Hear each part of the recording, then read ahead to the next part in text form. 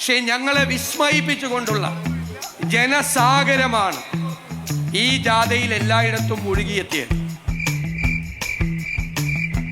കുറച്ച് കഞ്ഞി എടുക്കട്ടെ മാണിക്ക. ഒരു പ്രസംഗത്തിന് ഞാനില്ല. ഞാനൊന്നും മിണ്ടുന്നില്ല. ഞാനൊരു വികാര ജീവിയാണ്. സങ്കടങ്ങൾ, വിതുമ്പലുകൾ, സത്യത്തിൽ ഈ യാത്രയുടെ ഏറ്റവും വലിയ അനുഭവം അതാ. മസനഗുഡി വഴി ഊട്ടിയിലേക്കൊരു യാത്ര, അതൊരു വല്ലാത്തൊരു എക്സ്പീരിയൻസ് ആണ്.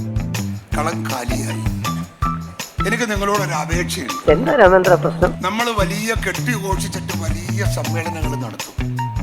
ആ സമ്മേളനങ്ങളിൽ രണ്ടാള് പ്രസംഗിച്ച് കഴിയുമ്പോഴത്തേക്ക് ആള് പോകാൻ തുടങ്ങും. നേരത്തെ ഈ കസേരയെല്ലാം കാലിയാ. വല്ലാത്തൊരു യോഗം തന്നെ. എന്തിനാ ഇത്രയും വലിയൊരു പൊതുയോഗം, ഇത്ര വലിയ ലക്ഷക്കണക്കിന് ഉറുപ്പിക ചെലവഴിച്ചിട്ട് ഒരു പൊതുയോഗം സംഘടിപ്പിച്ചിട്ട് അത് കേൾക്കാൻ നിങ്ങൾക്ക് മനസ്സില്ലെങ്കിൽ പിന്നെ എന്തിന് നിങ്ങൾ വരുന്നു? എന്തൊക്കെ ബഹളമായിരുന്നു. മലപ്പുറം കത്തി, മെഷീൻ ഗണ്ണ്, ബോംബ്, ഒലക്കര മൂട്. നമ്മുടെ വളരെ വൈകി പ്രസിഡന്റിന് ഒരു വിഷമം വന്നു, പെട്ടെന്ന് പോയത്. പക്ഷേ പ്രസിഡന്റ് 3 മണിക്ക് കൊടും ചൂടിൽ വന്ന പാവപ്പെട്ട പ്രവർത്തകരാണ് ഇവിടെയുള്ളത്. കണ്ണു തുറന്ന് നോക്ക്, അന്തരീക്ഷത്തിന്റെ മട്ടും ഭാവവും മാറുന്നത് കാണുന്നില്ലേ? പിന്നെ കോൺഗ്രസിന് ഒരു വലിയ ഗാലക്സി ഓഫ് ലീഡർഷിപ്പ്. അയാൾ എന്താ പറയുന്നേ? എനിക്കറിയാം എന്തോ കാര്യമായിട്ട് പറയുന്നു. നിനക്കല്ലേ കേൾക്കാൻ പറ്റണ?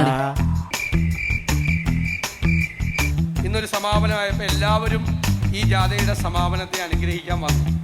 12 പേര് പ്രസംഗിച്ചു കഴിഞ്ഞു. 13ാമതാണ് ഞാൻ പ്രസംഗിക്കുന്നത്. സ്വാഭാവികമായിട്ട് ചൂടിൽ ഇരിക്കാനൊക്കെ ആളുകൾക്ക് പാടും. അതുകൊണ്ടാണ് അത് പ്രസിഡന്റ് അതിനൊരു വിഷമം മനസ്സിൽ വേണ്ട. ഹൃദയപൂർവ്വം അവരോട് നന്ദി പറഞ്ഞുകൊണ്ട് ഞാൻ എൻ്റെ വാക്കുകൾ ചുരുക്കും. ഞാൻ എൻ്റെ കാലുകൾ നിവർത്തുന്നു. നമസ്കാരം.